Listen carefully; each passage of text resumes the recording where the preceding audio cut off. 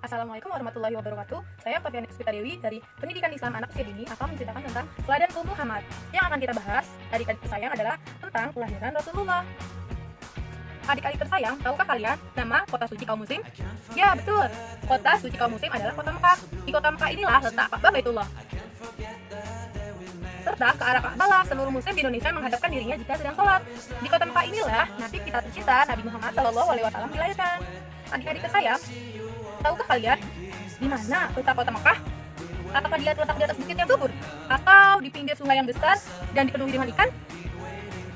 Adik-adik tersayang, sebenarnya kota Mekah adalah sebuah lembah yang tidak begitu luas di tengah lautan pasir. Bukit-bukitnya menggurung lembah ini rapat-rapat, begitu rapatnya sehingga cuma ada 3 jalan untuk keluar masuk ke arah Mekah. Jalan pertama menuju Yaman, jalan kedua menuju Laut Merah, dan jalan ketiga menuju Palestina. Ribuan tahun yang lalu, lembah Mekah hanyalah sebuah tempat persinggahan rombongan kafilah, baik yang datang dari Yaman menuju Palestina maupun sebaliknya, yang datang dari Palestina menuju Yaman. Nabi Ismail lah yang pertama kali membuat Mekah menjadi sebuah kota. Nah, adik-adik tersayang, kota Mekah terletak di Jazirah Arab. Seperti apa Jazirah Arab itu? Jazirah Arab. Adik-adik tersayang, sesungguhnya Jazirah Arab itu dulunya merupakan daerah yang subur. Kemudian dalam waktu yang cukup lama menghadapi kekeringan, sehingga kini Jazirah Arab sebagian besar merupakan gurun pasir dan gurun berbatu. Kelahiran Nabi Muhammad SAW. Adik-adik tersayang, pada hari Senin tanggal 12 Rabiul Awal pada tahun yang sama dengan tahun gajah, Aminah melahirkan seorang bayi laki-laki. Saat bertepatan dengan bulan Agustus 570 Masehi. Sebagian pendapat mengatakan bahwa Aminah melahirkan pada tanggal 20 atau 21 April tahun 571 Masehi. Aminah mengutus seseorang sambil berkata, "Pergilah kepada Abdul Muthalib dan katakanlah, sesungguhnya telah lahir bayiku untukmu. Oleh karena itu, datanglah dan lihatlah." Kemudian Abu Muthalib bergegas datang. Ketika mengambil bayi itu dari pelukan Aminah, dadanya bergerumuh dipenuhi dengan rasa sayang. Kemudian, "Kehadiranmu mengingatkan aku kepada ayahmu. Sungguh di hatiku kini dirimu hadir sebagai pengganti Abdullah." Dengan penuh rasa syukur, orang tua itu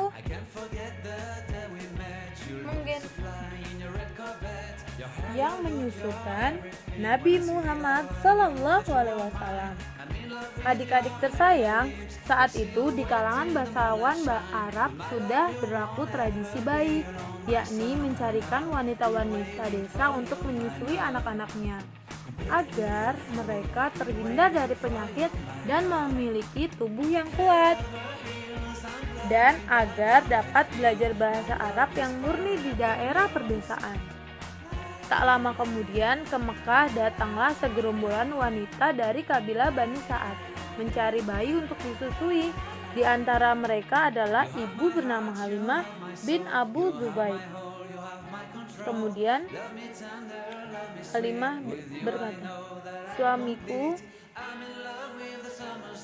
panggillah Halimah. Tahun ini sungguhlah tahun kering.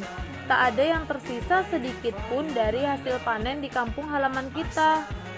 Lihat, unta tua kita sudah tidak lagi menghasilkan susu, sehingga anak-anak menangis ketika malam hari karena kelaparan. Semoga kita mencari bayi seorang bangsawan yang kaya dan dapat memberikan kita upah yang layak untuk tidak membuat kita menjadi sengsara seperti ini." Namun harapan mereka tak terkabul. Hampir semua bayi bangsawan kaya telah diambil oleh teman-temannya, tetapi ada bayi yang sedang digendong ibunya, yaitu Muhammad, kata Aminah kepada pasangan tersebut. "Ini anak yatim, tinggal aku dan kakeknya yang merawatnya." Halimah dan suami Al-Haris bin Abu Uzza saling berpandangan. Anak yatim, mereka enggan menerima anak yatim karena tidak ada ayah yang dapat memberi mereka upah yang layak. Kemudian pasangan tersebut menggelengkan kepala lalu pergi mencari bayi lain. Aminah memandang bayi dalam dekapan dengan sendu. Setiap wanita Bani Sa'ad yang ditawarkan menyusui Muhammad selalu menolak karena Muhammad anak yatim.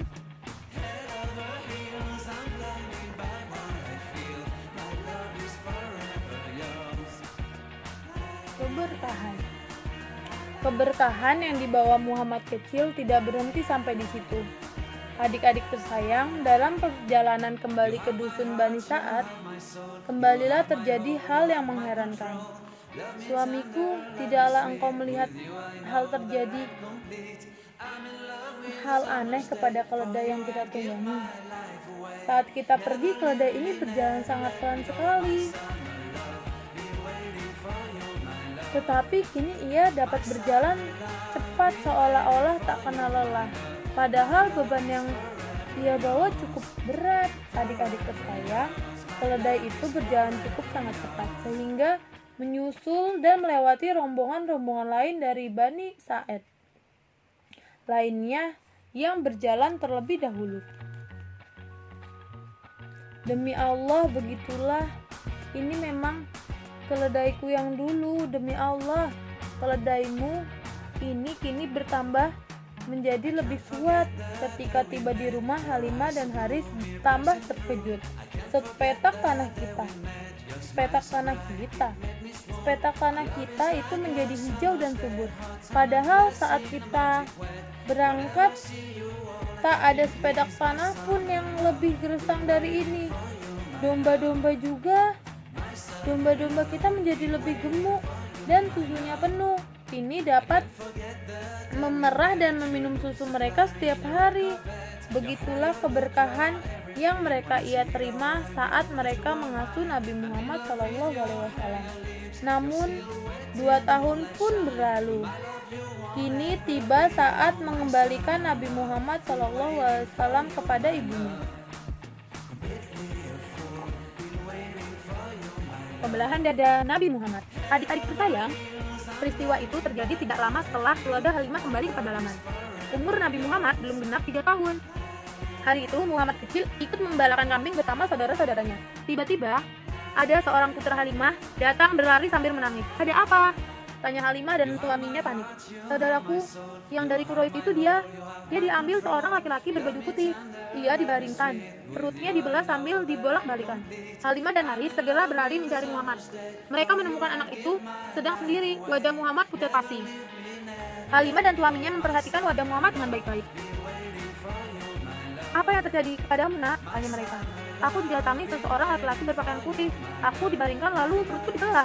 Mereka seperti mencari sesuatu yang ada di dalamnya. Aku pun tidak tahu apa yang mereka cari."